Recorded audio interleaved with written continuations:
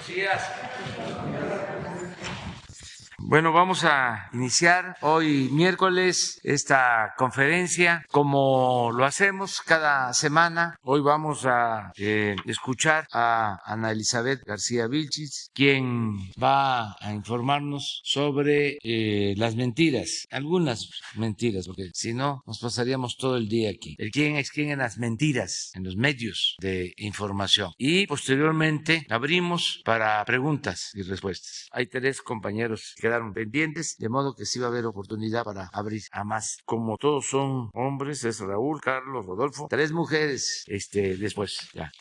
Señor presidente, buenos días, compañeras, compañeros. Este es el quién es quién en las mentiras de la semana del 16 de marzo. Hoy traemos 4 notas. La primera, el Universal falta a la verdad al difundir que el nuevo aeropuerto salió más caro de lo presupuestado. Según el periódico El Universal, el presidente López Obrador anunció que se gastaría 75,000 millones de pesos en la construcción del Aeropuerto Internacional Felipe Ángeles. Pero el diario hace sus cuentas y suma hasta 115,000 millones de pesos el costo del AIFA, es decir, un 54% más de lo presupuestado, lo cual no es verdad. De acuerdo con el presupuesto ejercido y por ejercer, la Secretaría de la Defensa Nacional informó que el costo total del aeropuerto alcanzará los 74,535 millones de pesos, por debajo de lo programado. Sedena reporta que hasta el 15 de marzo en la obra ha ejercido 61,739 millones de pesos y cuenta con 9,773 millones en bancos. Se generaron 162,000 empleos a lo largo de 880 días que lleva la construcción. Esta magna obra no tuvo sobrecostos ni dispendios. Por el contrario, se trata de un aeropuerto moderno construido por ingenieros militares en tiempo récord, a un bajo costo y con la más avanzada tecnología y materiales de calidad, lo cual es una gran noticia. Sin embargo, hay muchos que buscan manchar el inicio de las operaciones del AIFA. No les importa distorsionar la realidad o mentir. Aquí en la pantalla vemos cómo se ha gastado el dinero para construir el Aeropuerto Internacional Felipe Ángeles, para que no quepa duda. Hasta aquí esta noticia falsa. Vamos con la siguiente. De nuevo, el periódico Reforma se lanza contra el Tren Maya con desinformación. Los días 10 y 11 de marzo, el periódico Reforma difundió notas engañosas sobre el proyecto del Tren Maya.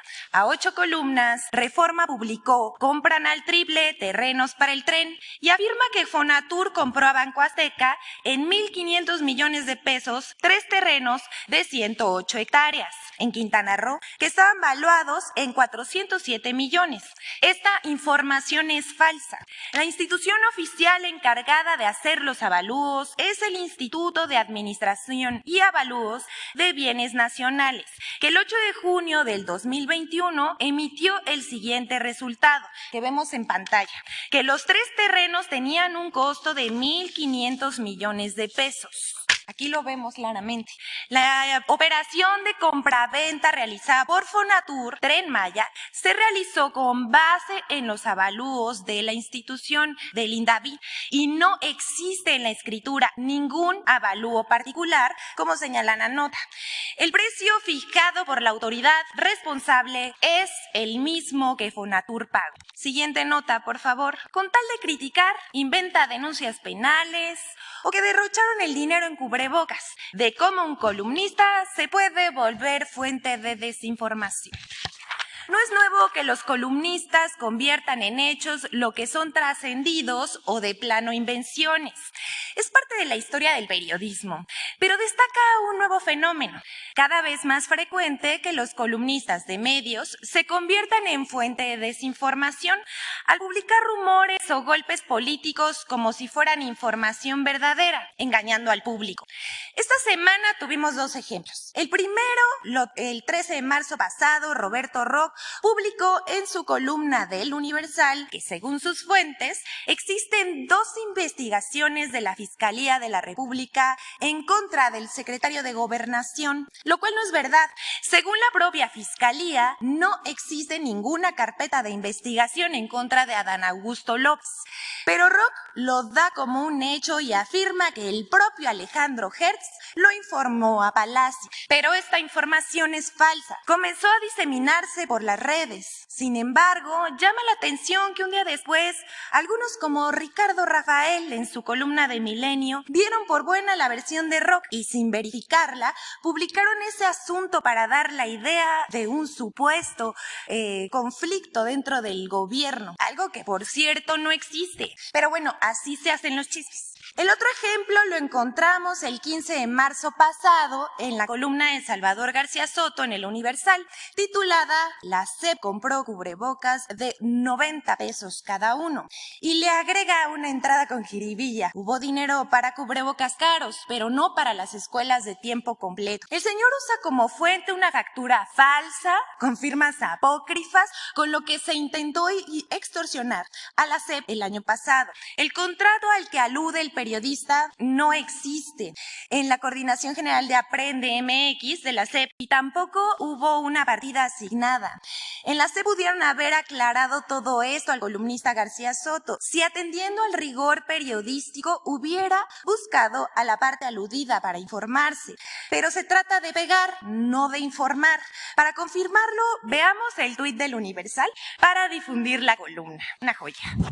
¿Cómo es entonces que en la SEP sí había dinero para comprar cubrebocas de los más caros por 90 millones de pesos y no había para seguir alimentando y educando en horarios extendidos a los niños más pobres del país? Que no se diga que no hay libertad de expresión en este país. Y por cierto, no se terminaron los beneficios del programa de escuelas de tiempo completo, solo la forma de entregar los recursos. Ahora se hará sin intermediarios. La siguiente, por favor. Latinos paga por difundir información contra el gobierno del presidente López Obrador. Una manera frecuente de difundir noticias falsas, desinformación o notas negativas es pagando pautas en redes sociales para tener un mayor alcance.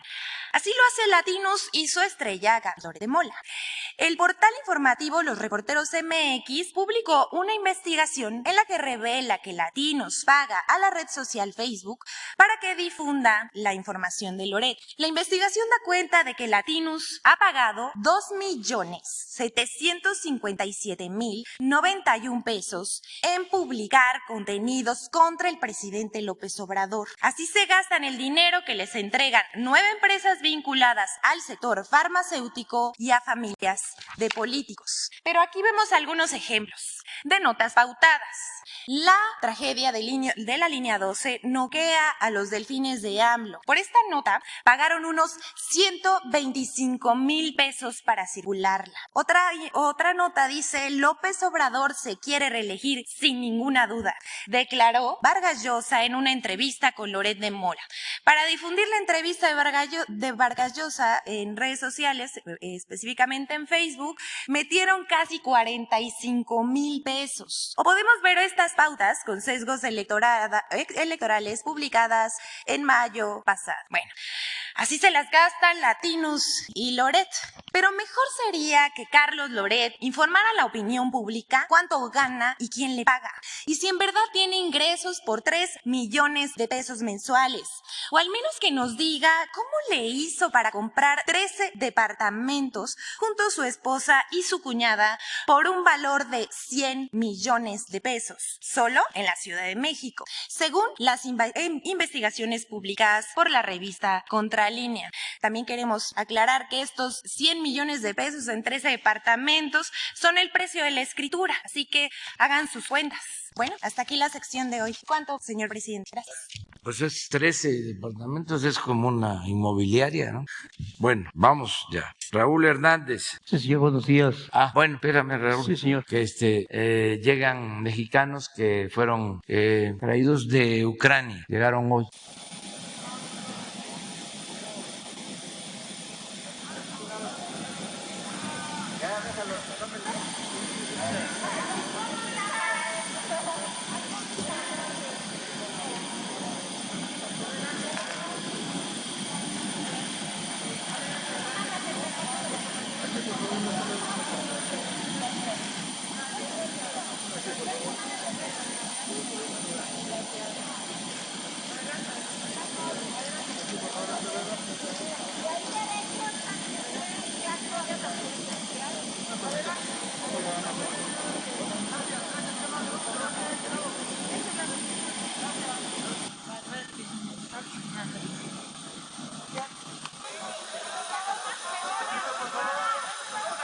Muchas gracias a las Fuerzas Aéreas de México por su labor, por su apoyo y a todos los que participaron en estos viajes para traer a mexicanos que estaban en Ucrania. Muy bien, ahora sí, vamos, Raúl. Raúl Hernández, el Barlovento, el concepto integral del comercio exterior. Antes que nada, el ingeniero Montes Velador, el sembrador de 45,000 árboles maderables en 41 hectáreas allá en Tomatlán, Jalisco, le envían un agradecimiento porque gracias a los buenos oficios de Leticia Ramírez y su equipo ya está en pláticas con la financiera, ya hablaron con el jurídico. El Barlovento tiene también hoy una entrevista con ellos porque tengo dudas respecto al procedimiento para con el productor y sobre todo también porque estoy insistiendo en una entrevista con el director Valdemar Hernández Márquez de la financiera, porque pues quiero ver cómo fue el procedimiento. De verdad es un desaseo, es un proyecto muy bonito el que tiene este señor, muy bonito, muy interesante. Y saber también que la financiera tiene 21,000 productores con adeudo de 29,000 millones de pesos. Estoy interesado en eso, a ver qué me puede decir el director. Por otro lado, señor presidente, un conflicto de intereses en el fideicomiso de formación y capacitación para el personal de la Marina Mercante, FIDENA, porque el director de ese organismo, el capitán de altura Miguel Ángel Osuna Rodríguez, es dueño de un instituto de educación náutica y portuaria, IENPAC, con 7 escuelas en Ciudad del Carmen, en Paraíso, Tabasco, Tamaulipas, Tampico, Tamaulipas, Campeche, Veracruz, Playa del Carmen. Es declararse que la capacitación de la gente que se embarca es importante porque de ellos le va la vida. Son varias instituciones, no solamente las de FIDENA, las escuelas náuticas, las 3 de Tampico, Mazatlán y Veracruz. Y sin embargo el manejo de ese instituto es raro. Para empezar, la oficina central de ese instituto está a 3 cuadras de las oficinas de FIDENA, ahí en la calle de Cuernavaca 5, en la colonia Condesa. Y la prestación de los servicios es bastante deficiente, a pesar de que el mismo capitán Osuna ha propagado información muy interesante de seminarios, en fin. La página web de la IPAC habla de fotografías con instalaciones de albercas y equipo muy demasiado, pues, y no hay tal, porque esa dirección del IMPAC ya está en venta desde hace un año, pero sigue dando esa información como oficina central. Aparte también, la actividad del capitán Osuna no viene de acuerdo a lo que ha prometido el señor secretario, al secretario, respecto al mejoramiento del trabajo de las 3 escuelas náuticas. Deja mucho que desear. Es muy difícil poder comprender esto porque los egresados de las escuelas náuticas tienen que volver a cursar algunas materias y son de verdad innecesarias. Hay un capitán que me refiere, es como si yo fuera un doctor cirujano que hace 5 o 6 operaciones diarias con un bisturí y le exijan a los 4 años para poder revalidar su licencia, volver a tomar un curso de ese mismo tema. Entonces no hay una congruencia en eso y parece que hay un conflicto de intereses. No contestan las llamadas en las escuelas náuticas que tiene este señor y tampoco contesta a él. Ahí me parece que es un asunto de interés. El otro punto, señor, está pendiente la Subsecretaría de Puertos y Marina Mercante, así como la Universidad de Marina Mercante y Puertos, que anunciara el almirante secretario al suscrito en diciembre del año de 2020. El almirante Ojeda dijo que seguramente la actual coordinadora general de Puertos y Marina Mercante, la capitán de altura Ana Laura López Bautista, estaría en el cargo. Algunos marinos mercantes consultados hablan del buen manejo de la capitán López Bautista, pues los trámites rezagados de los marinos mercantes están siendo atendidos con mayor prontitud, de modo que el marino puede iniciar el trámite incluso desde el barco para solo llegar a la cadena de puerto y finalizar el trámite y tener la constancia. De la universidad, mejor ni hablamos porque estaba mencionado el capitán Osuna. Algo pasa en la Coordinación General de Puertos y Marina Mercante y queremos saber si hay política incluyente en la CEMAR, señor presidente. Y es que los nombramientos de los 97 capitanes de puerto del país están a cargo de que está a cargo de la Unidad de Capitanías de Puerto y Asuntos Marítimos, la UNICAPAM, de la CEMAR, y hasta el momento hay irregularidades, puesto que de acuerdo al artículo 129 constitucional, los integrantes de las Fuerzas Armadas no pueden desarrollar trabajos en el área civil. Sin embargo, hay 9 capitanías de puerto a cargo de personal activo de la CEMAR. Y 34 marinos mercantes egresados están a cargo de las capitanías y 12 de la CEMAR en retiro. Finena también hay, en las escuelas, en las capitanías de puerto, están ingenieros, 15 ingenieros, 13 licenciados, 10 ciudadanos y 4 capitanías acéfalas. Las capitanías con personal nativo de CEMAR son La Paz, el puerto de La Paz, Baja California Sur, Lázaro Cárdenas y Sirahua en Michoacán, Guaymas y Puerto Peñasco, Sonora, Dos Bocas, Tabasco, Altamira y Presa Vicente Guerrero, Tamaulipas y Yucalpetén en Yucatán. Y para colmo, señor presidente, acaban de suspender al capitán de puerto, capitán de altura, Gabriel Carrión Pérez en Veracruz, marino mercante egresado de la Escuela Náutica de Veracruz precisamente, y se dice que ingresará un vicealmirante, no se sabe si es activo o en retiro. Hay convocatoria de la CEMAR a través de la Coordinación General de Puertos y Marina Mercante para ocupar diversos puestos, pero varios solicitantes se quejan de que son puestos de poca paga y con bajas posibilidades de desarrollo. Muy diferente al caso que con el personal de CEMAR. El personal de CEMAR no pierde su ingreso, más aparte le pagan la actividad como capitán de puerto. Finalmente, señor presidente, el asunto de oceanografía. El Parlamento publicó el pasado 9 de marzo la acusación que le hacen los ex trabajadores de oceanografía al capitán Ildefonso Carrillo Mora, actual director general de Marina Mercante en la Coordinación General de Puertos y Marina Mercante de la CEMAR, como responsable de haber violado la ley del concurso mercantil al permitir el desmantelamiento del buque Caballo Azteca en perjuicio de los trabajadores de la empresa de Amado Yáñez, cuando él era capitán de puerto en Islas del Carmen. Los trabajadores afectados piden que los buques ya aún abandonados en Islas del Carmen, son como 26, señor, que se están pudriendo, que están dañando el ecosistema, abandonados en Islas del Carmen, Campeche, no sean desmantelados y se les entregue a ellos como pago de indemnización. Esto lo ha solicitado mediante juicios en el contexto del concurso mercantil. Para ello solicitan a usted la oportunidad de entrevistarse a fin de poder exponer en detalles el abono a la solución de este conflicto. Tienen todos los documentos cuyas copias el Parlamento ya ha entregado a don Jesús Ramírez. Son varios documentos íntegra, pero habría que tener a alguien que lo pudiera explicar.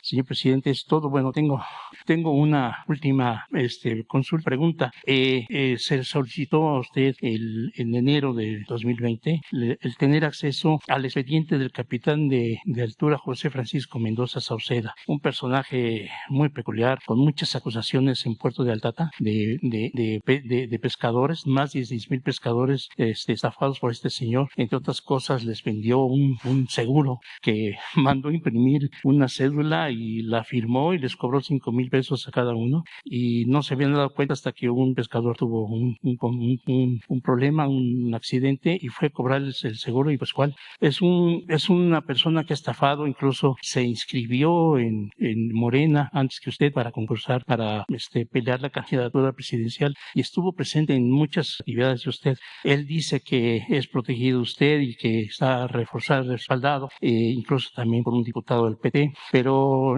por ejemplo en Altata toda la gente ahí estafada quiere meterlo a la cárcel. Está pidiendo tener la oportunidad de tener acceso a ese expediente que la Secretaría de Marina había prometido ya desde aquel entonces, y no hemos tenido la oportunidad. Es todo cuanto, señor presidente. Le agradezco. Muy bien, Raúl, mucho. muy bien. Vamos a pedirle al almirante Ojeda que dé respuesta a lo que estás planteando. Él es una gente honesta, íntegra, el almirante, Sí, secretario de Marina. Le tengo toda la confianza, y se está limpiando la Secretaría de Marina como se está limpiando todo el gobierno de corrupción. eso, porque en Marina habían muchos actos de corrupción. Baste recordar lo de la niña Frida Sofía. Sí. ¿Para qué me voy a meter en Honduras hablando de marinas? Con eso basta, de cómo altos funcionarios de Marina del sexenio pasado, precisamente con Televisa y con lo de Mola, cuando el temblor, inventaron todo esto de la niña Frida Sofía. Eso ya no se da en la Secretaría de Marina, porque el secretario de Marina, el almirante Ojeda, es un hombre recto, íntegro, honesto, y eso me da mucha tranquilidad. Acerca de oceanografía, es otra historia que ojalá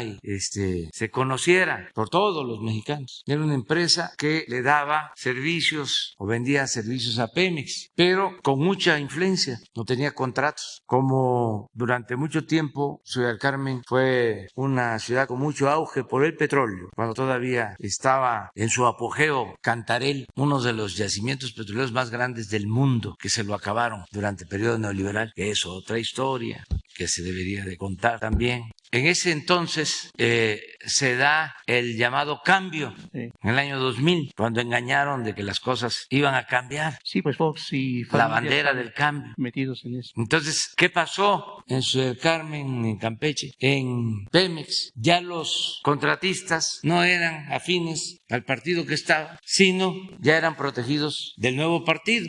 Y así toma fuerza esta empresa, Oceanografía, con vínculos hasta con el secretario de Hacienda, Gil Díaz. Así es. Y empiezan a recibir contratos, miles de millones de dólares en contratos, tanto en el sexenio de Fox como en el sexenio de Calderón. Un dato, el señor Yáñez regalaba relojes Sí, usted lo cita en su libro, señor. de $1 millón, series especiales. Como estaba lo del bicentenario, mandó a hacer una serie especial para entregar a políticos, a funcionarios y a sus amigos. Así era antes. Entonces, esto que estás mencionando, Raúl, lo vamos a revisar. Sí, señor. Y le tengo mucha confianza, repito. ¿Es posible entonces que gente de los trabajadores de oceanografía Sí. con documento puedan estar asesorando, ayudando a esta Sí, investigación? ver de qué se trata, porque siempre en estos pleitos, porque después solicitan crédito los de oceanografía con Banamex, y ahí empezó el problema,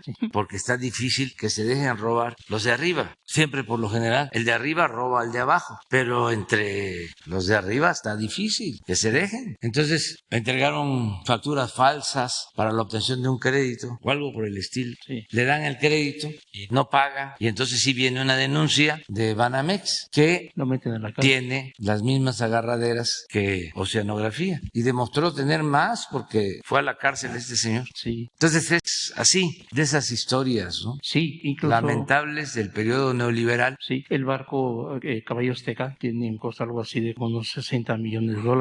Sí, Pero después de la desmantelada y cómo lo quemaron y Sí. todo, no quedó ni 10, 12 millones Sí. de pesos que le dieron a los trabajadores. Y es con base en el concurso mercantil, señor, están primero los trabajadores sí, y ninguno ha tenido. sí, pero pues todo estaba confabulado. Sí. O sea, era una mafia, o sea, todo lo dominaban. Eso ya no sucede, por eso, Raúl, te digo, va a investigar Sí, señor. el secretario de Marina, que es un hombre honesto. Dicho sea de paso, cuando me tocó decidir a quién iba yo a nombrar como secretario de Marina, a él no lo querían. Por algo será. Lo tenían relegado, a él le correspondía por la edad y además porque se tenía que cumplir con la antigüedad, el servicio civil de carrera que existe, los ascensos. ¿Qué sucedió en los últimos tiempos? Un secretario de Marina nombró como sucesor a su secretario particular, rompiendo toda la tradición de respeto, antigüedad y al ascenso, a los mandos. Y el que estaba, con todo respeto, quería poner a su oficial mayor. Sí. Entonces, los almirantes que no pertenecían a estos círculos de poder no tenían ninguna posibilidad. Y por eso opté por el almirante Ojeda, porque entre otras cosas había escrito en los años 80 un libro en contra de la corrupción. Y como hice un análisis de todos los almirantes, uno por uno, llegué a la conclusión que él debía ser el secretario. Y no fallé. Y lo mismo con el secretario de la Defensa. Recuerdo que, y es una anécdota, cuando ganamos, ya era presidente electo, no había nombrado ni al secretario de la Marina ni al secretario de la Defensa. Quedaron pendientes, porque todo el gabinete desde la campaña, lo había propuesto, los nombres, mujeres y hombres que iban a acompañarme, y quedó pendiente lo de Marina y Defensa. Entonces me preguntan que si cómo iba a ser el procedimiento, y hablé de una terna para nombrar al secretario de la Defensa, aunque recordé lo que decía don Adolfo Ruiz Cortines, que habían ternas de 4. Entonces, cuando me entrevisté con el secretario de la Defensa saliente, general Cienfuegos, para decirle quién iba a ser, me dijo eso: la terna de 4. No, general, le dije, fíjese que hay ternas de 5. Y ya le propuse al general Sandoval. Entonces, es muy importante quienes ocupan las secretarías, porque tienen que ser gentes rectas, honestas, porque es piramidal. Si el presidente es corrupto, los secretarios van a ser corruptos, los subsecretarios, los directores. Si el presidente es honesto, los secretarios son honestos, los subsecretarios también. Y nosotros no queremos ladrones en el gobierno, no aceptamos la corrupción. Por eso, Raúl, con mucha seguridad te digo que el almirante va a ver los dos asuntos que tratas. Sí, lo de el posible conflicto de intereses, sí, al que hiciste mención, si existe conflicto de intereses, y lo de los trabajadores. Y lo de la subsecretaría de Puertos, señor. También. Marina nos está ayudando mucho porque se hicieron cargo de los puertos, tenemos más control para evitar la entrada de drogas, contrabando, se está poniendo orden. Y ahora Marina también está a cargo de las aduanas, como la Secretaría de la Defensa tiene a su cargo 21 aduanas, todas las fronterizas, y ya son muy buenos los resultados. Desde que están, se han logrado ahorros o mayores ingresos por 50,000 millones de pesos, solo en las aduanas a cargo de la Secretaría de la Defensa. Ya pronto les vamos a informar de los cambios que se han llevado a cabo sobre lo de las aduanas y lo de los puertos. Muchas gracias, señor. Gracias, Raúl. Vamos con Carlos Pozos. Presidente de México, servidor Carlos Pozos, reportero de Molécula Oficial y columnista de la revista Petróleo y Energía. Muy buenos días a quienes nos ven y a quienes nos escuchan. Antes de iniciar con mis dos preguntas, quiero proporcionar un dato que usted solicitó aquí en este ejercicio de comunicación circular. Usted solicitó a los colegas que se buscara si había algún reportaje realizado sobre Claudio X González. Efectivamente, no hay algún reportaje sobre Claudio X González. Solamente logré encontrar, señor presidente, lo que se publicó el 20 de agosto del 2012, apenas 8 años atrás, sobre un operativo antinarcóticos en Nicaragua. Siendo el aún presidente Daniel Ortega, se detuvo a 18 mexicanos con 9.2 millones de dólares y cocaínas. En las investigaciones y declaraciones sale una señorita o señora Raquel Alatorre Correa, líder del grupo, y la que se dijo empleada de Televisa. Llevaba cartas de acreditación supuestamente firmadas por Amador Narcia, vicepresidente de información de Televisa y hoy columnista del El Universal. Durante las investigaciones salió el nombre del entonces vicepresidente corporativo, pero aquí está la sorpresa, de Mexicanos a Favor de la Corrupción, Claudio X González, quien la persona dice que es su jefe, así como sale el nombre de Joaquín López Dóriga Velandía. Extrañamente, presidente, el escándalo internacional dejó de ser noticia y se apagó. Esta es la portada de Proceso y así se publicó, y pues eso principalmente para los jóvenes. Si quieren buscarlo en las redes sociales, pues ahí pueden encontrar lo que sucedió. Es el dato que encontré sobre Claudio X González. Y ahora bien, mi primera pregunta, presidente. Después del cateterismo que usted fue sometido, usted nos dijo que tiene un testamento político. Muchos lo catalogaron de una cortina de humo. Hoy, a 5 días de la inauguración del Aeropuerto Internacional Felipe Ángeles, que es un hecho histórico porque no todos los días un país inaugura un aeropuerto. La pregunta, este aeropuerto es una de sus 4 obras insignes de infraestructura del sexenio y que es catalogado por sus opositores como obras faraónicas. La pregunta es, presidente, el Aeropuerto Internacional Felipe Ángeles, la refinería Olmega, el Tren Maya y el corredor interoceánico son parte parte de ese testamento político que usted habló? ¿Y cuál sería el legado en el testamento político que usted quiere dejarle a los mexicanos? Bueno, lo del testamento, pues ya tenía escrito lo que deseo. No tiene que ver con bienes materiales, porque no poseo bienes materiales. Ya lo he dicho en otras ocasiones, no me importa el dinero.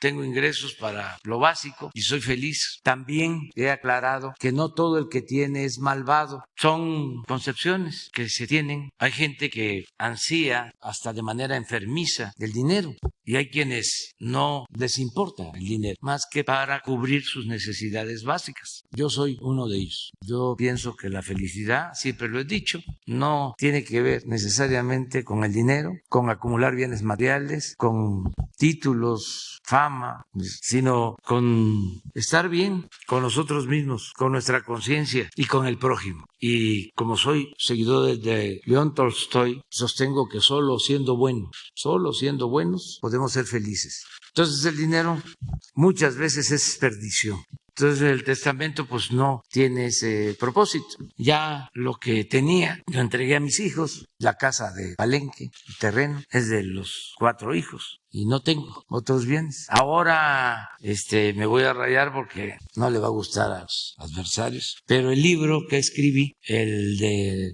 La mitad del camino, se ha vendido mucho. Es el libro más vendido sobre temas políticos sociales en el país. Se han vendido más de 200,000 ejemplares. Y entonces, pagando impuestos, voy a recibir ahí como 3 millones de pesos, porque me dan el 12% de cada libro vendido. Lo que me dieron de anticipo, pues yo aporté, porque me pagaron el anticipo en especie y entregué como 10,000 libros. Pero aparte, vendidos, pues más de 200,000. Entonces, vamos a ver qué hacemos con ese dinero.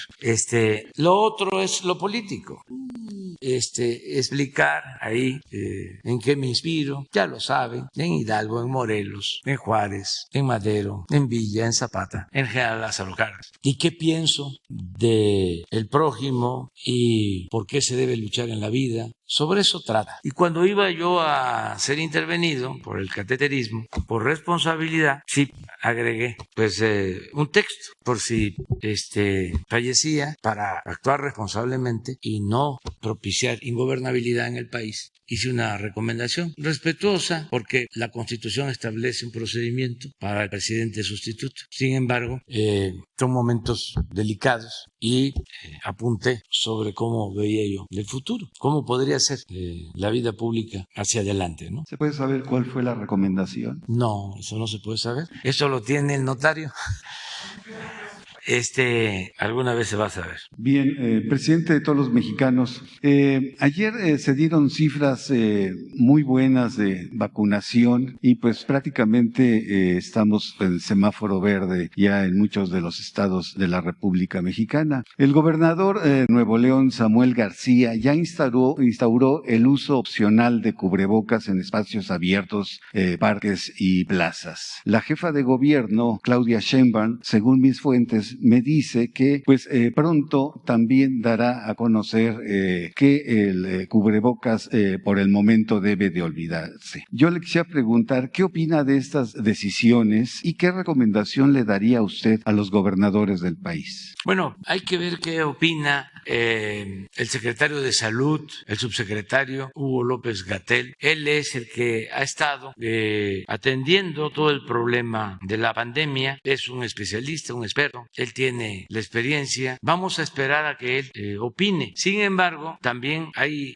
autonomía y los gobiernos estatales son los que pueden aplicar medidas si ellos consideran que convienen al interés público y en este caso a la salud de la gente, a la salud del pueblo. Entonces sí puede el gobernador de Nuevo León tomar decisiones y la jefa de gobierno de la Ciudad de México lo mismo, aun cuando sería importante tener tener la opinión sobre este tema de Hugo López-Gatell. Ya en otros países están suspendiendo lo de el uso del cubrebocas para ciertos eventos, no en todos lados, pero sí es un buen tema el que pueda Hugo darnos su opinión sobre este asunto. Incluso aquí mismo quitarnos el cubreboca pues para podernos ver el rostro. Pues que también nos los recomiende él. En mi caso, pues yo sigo la indicación que me dieron desde el principio, sana distancia y cuidarme hasta donde es posible hacerlo, no humanamente hacer, porque ni modo que si alguien,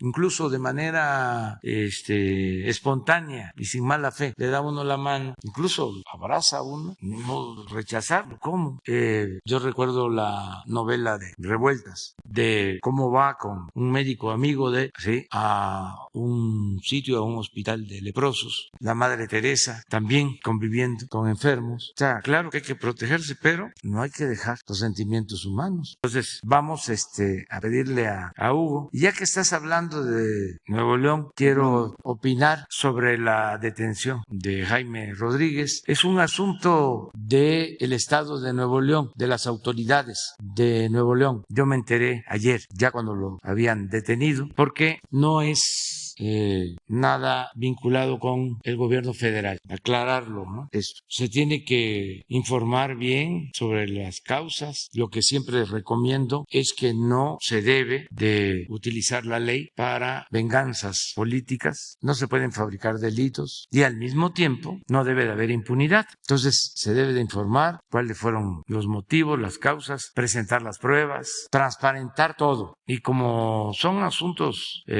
importantes, se tiene que informar bien a todos los ciudadanos. Lo que no me gustó, y eso lo digo porque creo que afecta la dignidad de las personas, fueron las fotos que le tomaron. Eso no. Pero tienen intención, precisamente al no difuminar el rostro del gobernador, se pueden utilizar como elemento para desvirtuar el caso. Puede ser, pero no es un asunto jurídico, es un asunto que tiene que ver con el honor y con la dignidad. Y como decía el Quijote, por la libertad y por la dignidad se puede arriesgar hasta la vida. Lo que hicieron con el presidente de Honduras, que lo encadenan, esas cosas no se deben de permitir. Entonces no me gustaron las fotos y ojalá y no vuelva eso a suceder. ¿Mande? No, porque es un asunto de Nuevo León. Es la soberanía de el Estado de Nuevo León. Ellos son independientes, son autónomos. Yo respeto sus decisiones. Gracias, señor presidente. Rodolfo, bueno, también aprovechando, lamento muchísimo lo del asesinato del periodista de Zitácuaro de ayer. Ya estamos haciendo la investigación, se les va a informar. Mañana se va a dar un informe completo sobre seguridad en el país y se va a informar caso por caso de los periodistas asesinados. Dos cosas les adelanto. Una, que no son crímenes de Estado. Nunca jamás nosotros vamos a mandar a matar a nadie. Ya no es el tiempo de el mátalos en caliente. Primero. Y segundo, cero impunidad. Y mañana vamos a profundizar sobre estos temas. Cuando se desató la violencia, no había sistema de protección a periodistas con Calderón, para que no se rajen las vestiduras. No había sistemas de protección a periodistas. No lo crearon. Tampoco se clasificaba como feminicidio el asesinato de mujeres durante el tiempo de Calderón. Y imperaba la impunidad. No había planes de búsqueda de desaparecidos, nada de eso. Nada más para recordar, ahora estamos aplicados en proteger a los ciudadanos, proteger a los defensores de derechos humanos, proteger a periodistas. Y repito, el Estado no reprime, no asesina, ni tampoco se permite la impunidad. Entonces mañana vamos a informar y mi abrazo a los familiares, amigos de este periodista asesinado. Rodolfo Montes. Gracias, presidente. Buenos días, licenciada Vilchis. Armando Linares se llamaba el compañero de Michoacán y precisamente el gremio periodístico de Michoacán le pide a todos los servidores públicos que se ahorren sus condolencias. Hay indignación en el gremio de Michoacán, en el gremio periodístico en México, hay rabia, hay impotencia por esta ola de asesinatos, no de su sexenio solamente, sino desde Calderón, Peña Nieto y a la fecha. El 5 de marzo, usted lo supo desde principios de año, presidente, nos reunimos, hubo un encuentro nacional en San Cristóbal de las Casas, Chiapas, a propósito del asesinato de Freddy López Arévalo el 28 de octubre. Y desde entonces a la fecha comenzaron a divulgarse ahí, a difundirse diversas afirmaciones de que usted me había pedido a través de Jesús Ramírez Cuevas que yo organizara este evento para tratar de mitigar esta situación. ¿Fue así, presidente? No, y nunca lo hacemos. Y no tenemos nada que ocultar. El que nada debe, nada teme. Otro tanto de las redes sociales también decían que estábamos de sediciosos, de golpistas, de apátridas y que nos estábamos acercando a embajadas de otras naciones en nuestro país para fondear esto y que de dónde salió tanto recurso. Fue un evento autogestivo. Habíamos 142 periodistas en el Teatro Cebadúa, de puño y letra llegaron, se registraron una veintena de estudiantes de la licenciatura de la carrera de periodismo, otro tanto más de maestrías estuvieron ahí presentes y sacamos un resolutivo y precisamente antier nos abrió sus oficinas el subsecretario Alejandro Encinas, quien por cierto, si bien no estuvo de manera presencial, siguió de cabo a rabo todo este encuentro, se prolongó por varias horas y nos recibió y con mucha tingencia estuvimos el día 14 en sus oficinas, 2 horas platicando con él a ver de qué manera podríamos revertir esta situación, esta pesadilla que está padeciendo el gremio periodístico de nuestro país. Y esto nos lleva, presidente, a declarar una suerte de emergencia nacional. No tenemos que esperarnos a que a finales de año se modifique la ley del mecanismo. No necesitamos ya un mecanismo reactivo, necesitamos una campaña muy agresiva de prevención y decirle a todos estos servidores públicos o a quienes han quitado la vida a los periodistas que para nosotros esas personas son la basofia de este país, son la escoria de este país, presidente, y les van a faltar balas porque somos muchos, vienen camadas, oleajes de nuevas generaciones de periodistas que están dispuestos precisamente a arriesgar la propia vida como lo estamos haciendo nosotros. Muchos de nosotros ya estamos cansados de esta situación, estamos agotados de este escenario tan violento en contra nuestra y precisamente por estar combatiendo como usted combate la corrupción. Por eso mataron también a Armando Linares. Él lo ventiló públicamente y ejecutaron primero a uno de los suyos y después a él, presidente. Entonces es una emergencia nacional que nos gustaría que compartiera usted con nosotros y que más allá de estos informes, como lo consideró el subsecretario Alejandro Encinas, una comisión de periodistas, le demos seguimiento a esta situación y ver la manera en que salimos de este escollo, presidente. Pues sí, lo estamos viendo. Mañana vamos a informar sobre este tema. Insisto, no hay en ninguno de estos asesinatos elementos para señalar como responsables a funcionarios públicos, servidores públicos. Esto es muy importante, porque si no los del Parlamento Europeo, que defienden intereses de empresas corruptas, utilizan estos lamentables casos para golpear a nuestro gobierno, como lo hacen los periodistas mercenarios de México y de otras partes del mundo. Toda esta campaña que estamos enfrentando. Entonces, sí tenemos que ser muy precisos. Si ustedes conocen, si tienen elementos de que hay servidores públicos involucrados, de inmediato se actúa. Pero lo que nosotros tenemos de información es que son crímenes que han cometido bandas de delincuentes, que dicho sea de paso, son bandas que surgieron en el periodo neoliberal, cuando se apostó a enfrentar la violencia con la violencia y cuando imperaba la corrupción, esa que callaron como momias los periodistas del régimen anterior, del antiguo régimen. Entonces, de acuerdo contigo, va a estar mañana Alejandro Encinas, va a hablar de lo que se está haciendo y Ricardo Mejía va a informar caso por caso. Muy bien, presidente. Y también adelantarles que en este lamentable caso de 3 periodistas de ese portal de noticias, 2 tenían protección porque el finado no aceptó aceptó la protección. Desde luego, eso no justifica nada, pero se tiene que conocer toda la verdad y tenemos que ser muy puntuales porque hay mucha sopilotada que están molestos, pero no por esto, ya lo he dicho, usan a los niños con cáncer para proteger sus intereses y pagan para seguir robando a periodistas con el propósito de que nos ataquen. Y Claudio X González y toda esta maleantada de repente aparecen como paladines, defensores de la educación pública, preocupados también por los niños, cuando el fondo es otro. ¿Qué están defendiendo? El que no paguen impuestos los altos, los grandes empresarios. Eso es lo que defienden, que no pague impuesto Kimberly-Clark, que no pague impuesto Banamex. Me acuerdo que en un encuentro en el 2006 él se paró a reclamarme eso, porque en ese entonces habían vendido Banamex en 12,000 millones de dólares y no habían pagado un centavo de impuestos. Y eso es lo que defienden.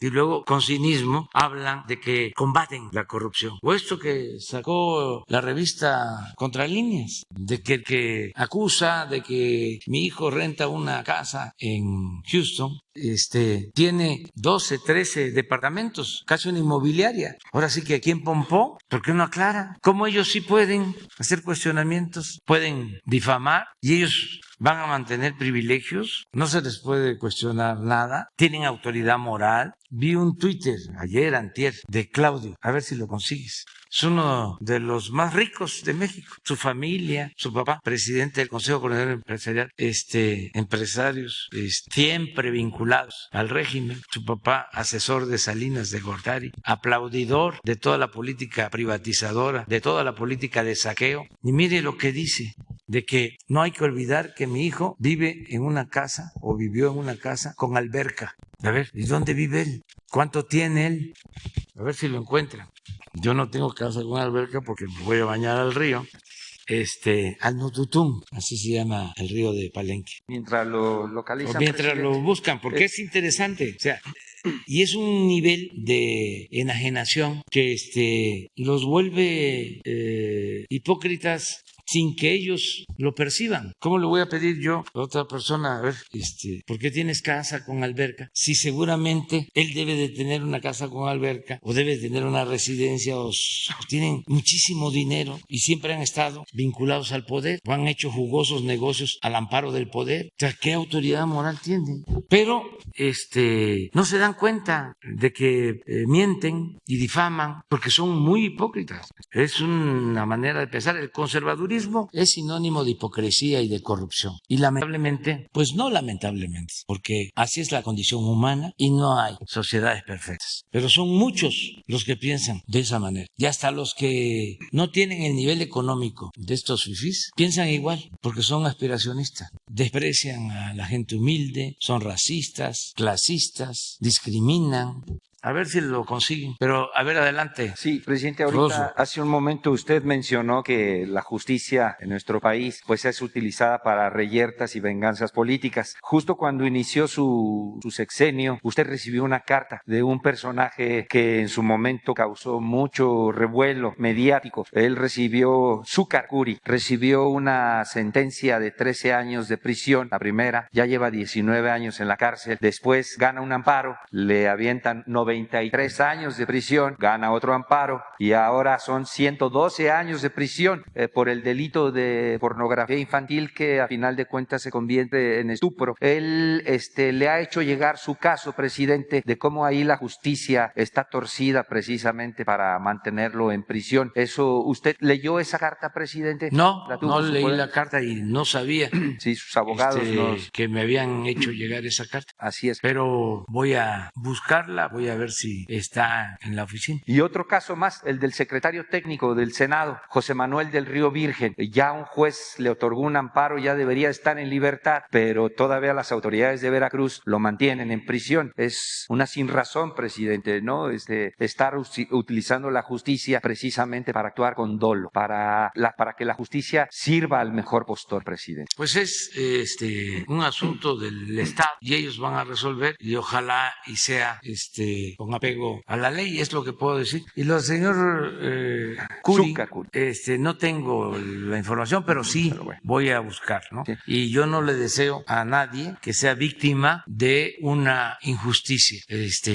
Ayer también estaba yo viendo, no sé por qué detuvieron, más que nada le suspendieron el cargo a la jefa delegacional, la alcaldesa Sandra Cuevas.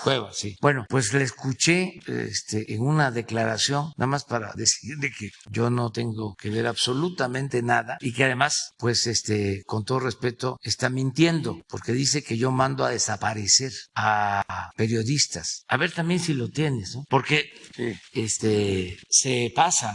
También la acusación contra Chumel, pues yo tampoco tengo nada que ver ahí, pues que lo investigue la autoridad y que ellos decidan. Ya sabemos que Chumel puede ser hasta un buen candidato para el bloque conservador, es de los que me falta poner en la lista, es como el ideólogo de los conservadores, porque ya Krause ya no creo que les ayude mucho, o Aguilar Camín, pero Chumel sí puede, sí tiene jal, podría ser candidato. ¿Tiene alguna de las dos? A ver, miren esto. Que utilizan tanto el presidente de la República Mexicana como la doctora Claudia Sheinbaum Pardo. No Hay se dos escucha formas bien. para silenciar No lo pueden. a una persona incómoda. No lo pueden o que les incomoda.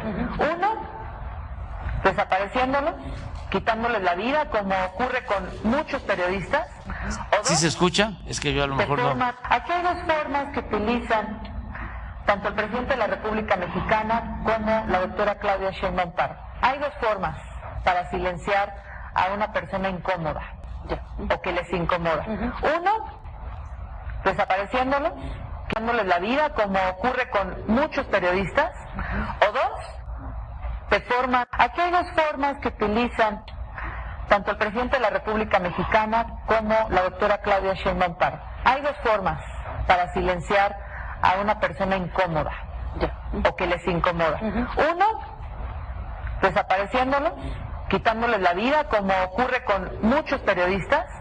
O dos, aquí hay dos. ¿Cómo lo ve? No, pero no va a probar nada, pero lo que quiero decirles es, no se mide la señora, pero no solo es ella, por eso no podemos quedarnos callados, porque es la podredumbre, el conservadurismo. Y esto otro, miren, primero los pobres o primero los López Obrador.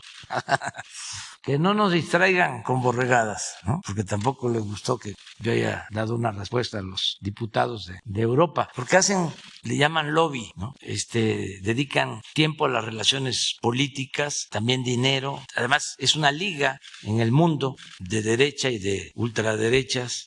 Es un bloque conservador mundial. Entonces preparan estas cosas, según ellos, son golpes, ¿no? Muy fuertes. Lo de la declaración de los diputados europeos, que lo único que demuestra es que son muy colonialistas, prepotentes. Y lo otro es este asunto de la renta de la casa de José Ramón, de su esposa, estuvo en primer lugar en menciones en el mundo, trending topic le llaman, y aquí a nivel nacional. Imagínense cuánto dinero, porque ni modo que en Francia, en Arabia Saudita, porque aparecen bots, según vi una investigación, de todo el mundo condenando esto, el que mi hijo rente una casa y que además conflicto de intereses con una empresa petrolera a la que ni conozco ni tenía idea, nada más de sentido común. Si les damos contratos millonarios a esa empresa es para que le renten una casa a mi hijo. ¿Qué no le podría decir? No, entreguen la casa si fuésemos corruptos, pero no solo la casa, ¿sí? Todo el fraccionamiento a cambio de contratos. ¿Cómo le hacían pues ellos, los que estaban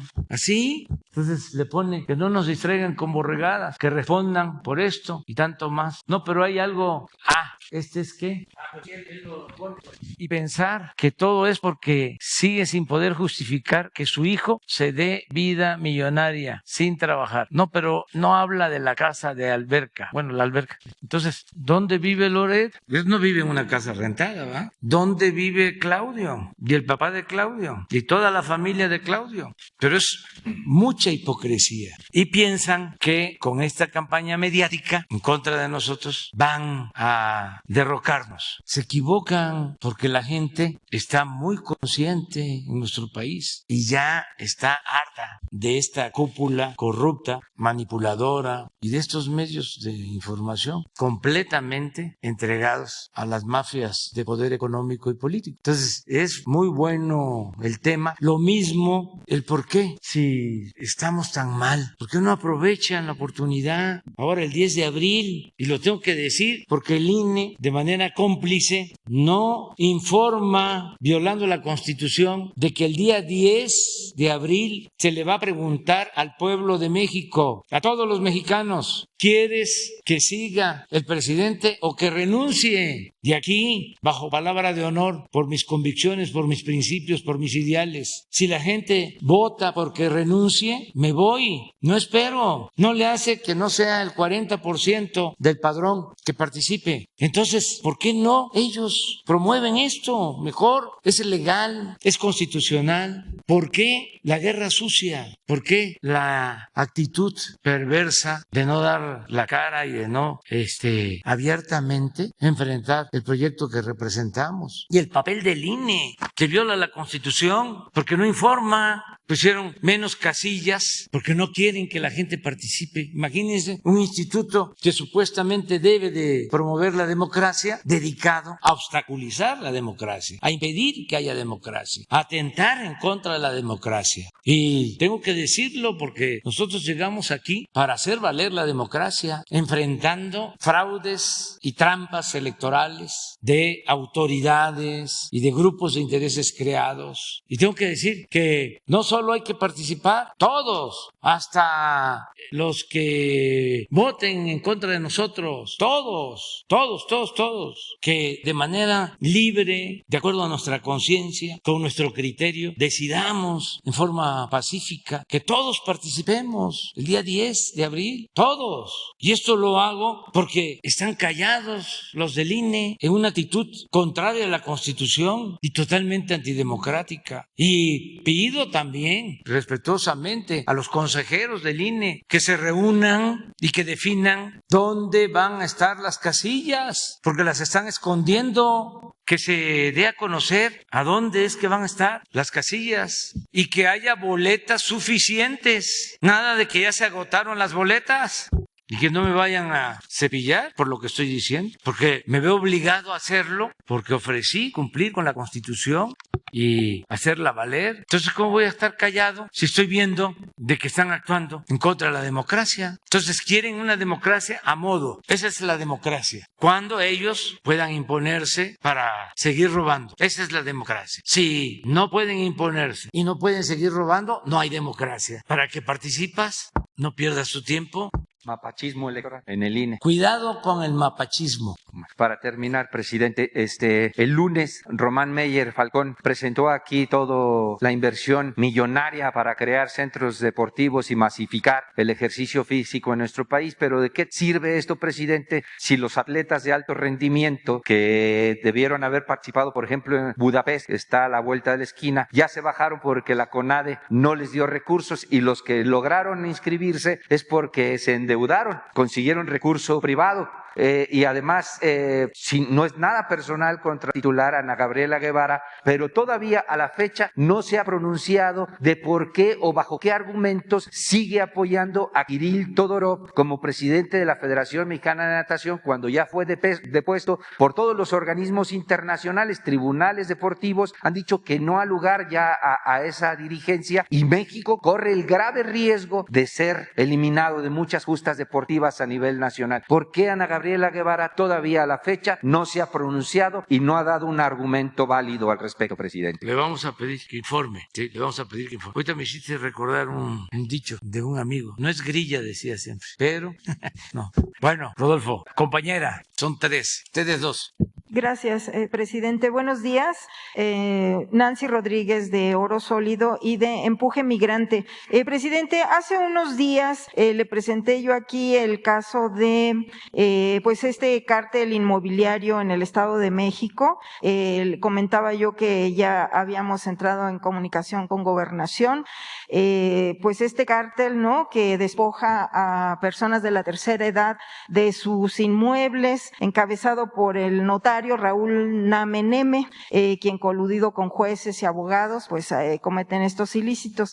Presidente, fue el caso de don Arturo Ochoa, quien fue desalojado y golpeado junto con su hijo Arturo Ochoa Escartín. Desafortunadamente, presidente, el señor don Arturo murió desgraciadamente, pues por los golpes, se le hizo una bolsa de aire en los pulmones. Entonces, este caso fue muy sensible, presidente, porque incluso hubo un hashtag en Twitter que se llama Todos somos don Arturo, y yo le quería preguntar, presidente, ¿qué se puede hacer en estos casos? En primer lugar, le suplicaría un mensaje a su hijo, que también fue golpeado, a su familia, y sobre todo darle seguimiento a esto, porque no puede quedar impune este cártel inmobiliario en contra de los mexicanos allá en el Estado de México, y sobre todo la revisión de la actuación de los notarios, los jueces y los abogados, presidente. Pues un abrazo a todos los familiares de don Arturo, a su hijo, y ofrecerles que vamos a informar nosotros sobre este caso. Sí, queda como beneficiarios pues su esposa, su hijo, pero pues están ahora sí que con todo en contra, ¿no? Sí, pero lo vamos a atender en el caso, vamos a verlo. Le voy a pedir aquí a Leti que nos ayude para ver cómo apoyamos. Gracias, presidente. Fíjense que en Oaxaca, presidente, es un estado donde pues hay el número mayor de usos y costumbres, de comunidades de usos y costumbres. Desde Salinas, California, de Estados Unidos, nos contactaron una asociación que encabeza el señor José González. Él es de San Martín Peras, Oaxaca, donde denuncia unos desvíos de pues millonarios, presidente, de 20 millones de pesos por autoridades corruptas de esos municipios. Yo le quería solicitar, presidente, ¿habría la posibilidad de que, además de tocar este tema en específico de este municipio, San Martín Peras de Oaxaca, ¿qué posibilidades habría de que usted nos pudiera proporcionar información acerca de estos municipios autónomos? Porque pues sí, la verdad es de que reciben al parecer recursos federales, estatales, y pues nunca se ha sabido nada acerca de estas operaciones. Y sobre todo, presidente, que si hay esta denuncia, seguramente debe de haber muchas más, a ver si habría posibilidades de esto. También, presidente, el fin de semana estuve en Plant City, allá en Orlando, en Florida. Estuvimos en la pizca de la fresa con hermanos migrantes. Hicimos una transmisión de 5 horas aproximadamente desde Rayando el Sol. Y pues sigue las denuncias en cuanto a la discriminación, presidente, pero ahora en este caso se los traigo pues por parte de los norteamericanos. Fíjese que ellos terminan sus jornadas, se van a Walmart a comprar, como hacen aquí los de la construcción, a comprar sus tortillas, su comida, y les esconden la comida, los productos para que se vayan de Walmart. Esto yo sé que es muy delicado, pero es una realidad, al grado que se han tenido que organizar propios empleadores para hacer sus propias tiendas. Y también en los bancos, presidente, desafortunadamente, de los millones de mexicanos que trabajan allá en Estados Unidos en la pizca, les pagan todavía en cheque y tienen que ir a los bancos a hacer cola, y los sacan de los bancos en Estados Unidos, presidente. Yo no sabía eso.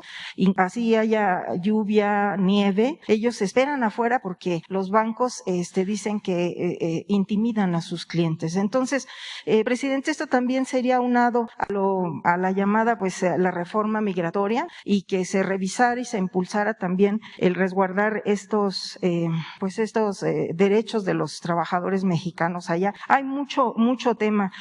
Presidente, también usted hace unas semanas, no ya meses, nos comentó que iba a venir el secretario de Hacienda a informarnos sobre el Banco del Bienestar, el plan de expansión allá en Estados Unidos. Esto llama mucho la atención a nuestros hermanos migrantes porque pues saben que van a tener menos comisiones. ¿Qué nos podría al respecto, presidente? Y pues si me permite también, hace unas semanas estuvieron aquí varios manifestantes de Fobiste, de beneficiarios de Fobiste. Desgraciadamente se duermen con una deuda y despiertan con más deuda, presidente. También se quedó de revisar. Y ya por último, si me permite, también estuvieron aquí en manifestación algunos trabajadores del INSABI que fueron despedidos, entre ellos camilleros de limpieza que se les contrató cuando la pandemia. Y como usted ha dicho que se les iba a dar la plaza a doctores y enfermeros, pues ellos tienen esa duda. Quería ver si nos puede aclarar esto. Y pues por lo pronto eso, presidente. Pues básicamente en lo último que propones, que planteas, decir que no van a ser despedidos los trabajadores y los que ya no están siendo contratados van a recontratarse porque estamos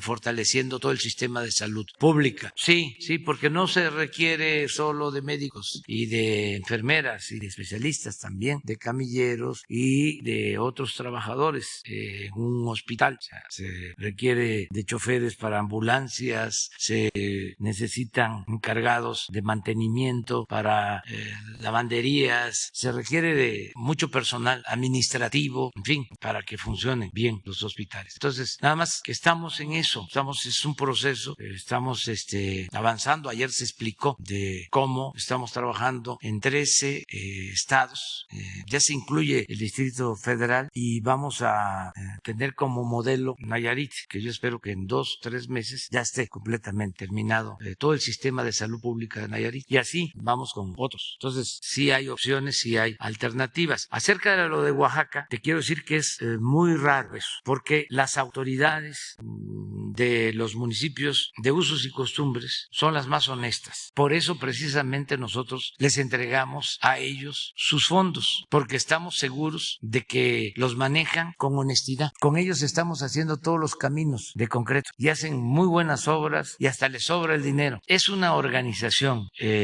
municipal, tradicional, democrática, única. Ojalá y todas las autoridades fueran como las de los municipios de usos y costumbres de Oaxaca. Son 417 municipios que se gobiernan de esa manera y la autoridad máxima es la asamblea. Es un gobierno verdaderamente democrático. La mayoría de los servidores públicos no cobran, dan servicio, prevalece el tequio y desde que son jóvenes tienen que dar servicio. Empiezan como topiles, como policías y van ascendiendo y es para ellos un gran orgullo servir hasta llegar al consejo de tatamandones, de ancianos. Esa es su recompensa de ellos. Es algo excepcional, extraordinario. Parte de la cultura de los pueblos de Oaxaca, que son los pueblos con más cultura en el mundo, o de los de más cultura en el mundo. Me gustaría que se conociera Oaxaca, sus pueblos, sus tradiciones, sus costumbres, sus lenguas, sus formas de gobierno, su democracia. Entonces, pero voy a tomar nota y te voy a informar sobre San Martín Peraces, ¿sí? ¿Qué está sucediendo? Te vamos a dar todo el informe. Y le voy a pedir también a,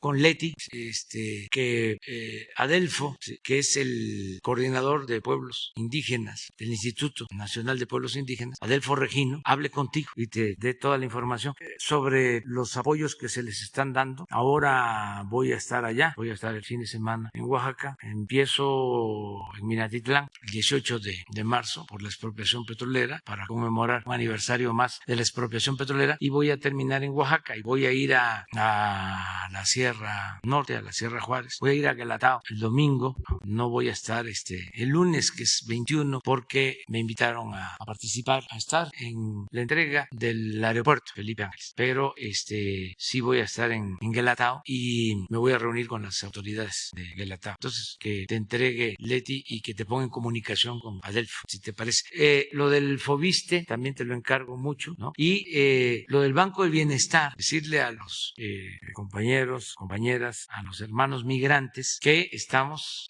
trabajando para que se consolide el Banco del Bienestar. No podemos ahora hablar mucho de eso, está la veda, pero se va avanzando. Pasando lo del día 10 de abril, vamos a informar sobre el Banco del Bienestar. Muy bien. Yo siempre trato este tema. Lo traté con el presidente Trump, lo trato con el presidente Biden, y de decirle a los paisanos que es muy probable que vaya yo en junio.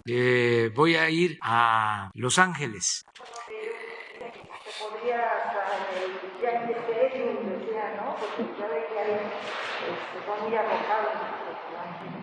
Sí. Ahí en el estadio de los Dodgers.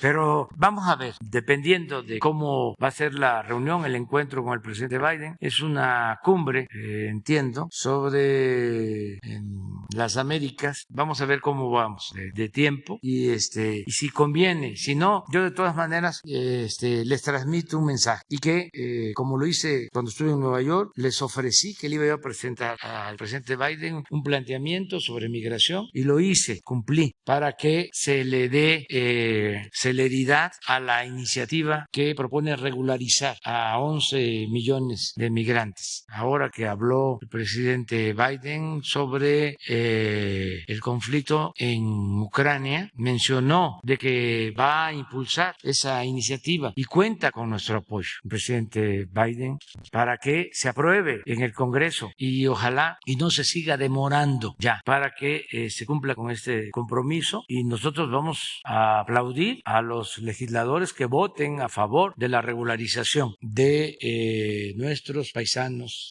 migrantes que han ido a Estados Unidos a trabajar honradamente y que no merecen ser discriminados de ninguna manera. Entonces vamos a estar planteando esto, y también los que discriminan, y si son legisladores que buscan obtener votos cuando hay elecciones, si no respetan a los mexicanos, no van a tener apoyo, porque ya son muchos los que se enteran de nuestros planteamientos, posturas, muchos que ven la mañanera. Entonces, si no se apoya, por ejemplo, la iniciativa para regularizar a los mexicanos migrantes, los que voten en contra no van a tener respaldo. De manera respetuosa, nosotros vamos a llamar a que no voten por ellos, los estadounidenses, que son muchos, porque ya basta del racismo y de la discriminación y de los malos tratos. Muy bien, adelante. Dalila Escobar de Tiempo.tv. Primero preguntarle un asunto que tiene que ver con seguridad, lo que está sucediendo principalmente en Zacatecas, lo que, bueno, pues se ha sabido este tema del desplazamiento forzado de muchísimas familias de comunidades que se están dando de este municipio, que están en muchos casos se desplazaban, por ejemplo, a la capital y pues, por ejemplo, estando allá, incluso mucha gente lo que decía es, bueno, pues pensaban que llegaban a un lugar seguro, que es la capital Zacatecas, y muchos se encontraron con que incluso les tocó el tema de los cuerpos en la Plaza de Armas. Otros más incluso llegaron aquí a la Ciudad de México para solicitarle a usted que haya una intervención para evitar que ellos sean pues sacados de sus ranchos que por muchos años, por muchas generaciones han tenido y que ahora están siendo ocupadas por grupos del crimen. De hecho, un diputado federal había mencionado que si no había una intervención eficaz pues por parte del gobierno, se estaría llamando incluso a la población a levantarse en armas. Muchos de ellos, bueno, pues ya ni siquiera están en estas comunidades. Preguntarle qué es lo que va a suceder con estas personas para que puedan regresar a sus casas en el corto plazo, o si la recomendación es que de plano sí se salgan en lo que atienden este tema de seguridad por parte de estos enfrentamientos de grupos del crimen. Pues mañana vamos a informar sobre seguridad y le vamos a pedir a Rosa Isela que informe. ¿Y ese diputado de qué partido es? Morena. Es uno que fue de hecho elegido también ahí en Jerez. Sí, pues era de una banda con musical. todo respeto de que eso no ayuda en nada. No se puede enfrentar la violencia con la violencia. Además, esa es una responsabilidad del Estado y nosotros no vamos a incumplir con nuestra responsabilidad y que ya no podemos actuar de esa manera, con balandronadas que no ayudan en nada. Son asuntos muy serios. Entonces, no se puede hacer justicia por propia mano. No es la ley del talión, no no es ojo por ojo y diente por diente, no, ya lo he dicho, nos vamos a quedar chimuelos o tuertos. Independientemente del informe, presidente, pues la garantía que buscan las familias de tener esa seguridad y esa certeza de que en algún momento puedan regresar. Todas las garantías, es que es nuestra responsabilidad. O sea, nosotros tenemos que proteger a la gente. El principal derecho humano es el derecho a la vida. Entonces es nuestra obligación. Además, lo que quiero es que expliquen, que informen de la Secretaría de Seguridad Pública, que seguramente está atendiendo el asunto. Y también saber si, bueno, mañana con el informe habrá una situación, o bueno, que informen si va a haber reforzamiento de seguridad en estados colindantes, por ejemplo, en el caso de Coahuila, sobre todo por el asunto de rutas que puedan tener estos grupos del crimen y hacia dónde pudieran estar avanzando. Sí, estamos trabajando en eso. Lo van a explicar mañana y de cómo estamos en materia de seguridad. Finalmente, presidente, en el segundo tema, el asunto que tiene que ver de nuevo con el fiscal Alejandro Gertz Manero. Después, hace unos días, pero después de la declaración que usted dio en torno al tema de la situación que se está viviendo con el caso de quienes cuidaban de su hermano, pues preguntarle, él reconoce en algunas entrevistas, reconoció que en efecto, bueno, pues esos audios son reales y en todo sentido, bueno, pues lo que se está reconociendo es que de alguna manera se está cometiendo ilícitos por parte de este asunto de buscar de alguna manera mover estas piezas en su favor para que dos mujeres, bueno, una de ellas que está en la cárcel y la otra también se puede cumplimentar una orden de aprehensión. Preguntarle, presidente, usted ha hablado en varios momentos de que una de las principales o la principal lucha que tiene su gobierno es contra la corrupción.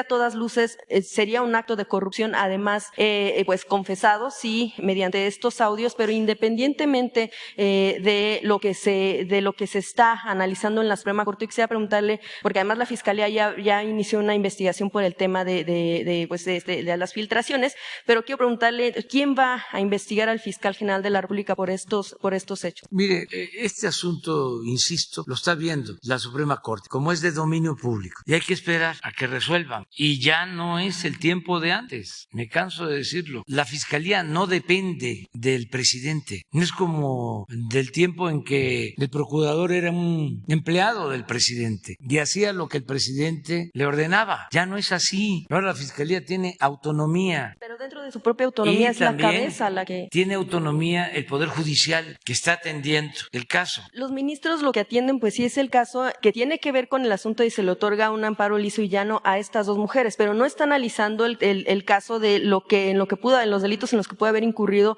el propio fiscal general de la República. Por eso le preguntaba si en todo caso se tendría que abrir una investigación en contra del propio fiscal, pues precisamente por el tema de que él recibió el proyecto antes. Afectados lo hagan, que presenten denuncia, pero yo no puedo pronunciarme. Se trata de un juicio donde hay dos versiones, para decirlo de alguna manera. En un caso se sostiene de que se causó la muerte o se dejó en el abandono al hermano del fiscal y que por eso falleció. Ese es un planteamiento en donde se solicita que se haga justicia o que se castigue a los responsables. Por el otro lado, dice, no fue un asesinato, no se le dejó en el abandono, es un invento del fiscal. Entonces hay una controversia. Entonces cuando están así las cosas, ¿quién debe de resolver? Pues el juez. Pero en esas dos versiones no entra la parte en la que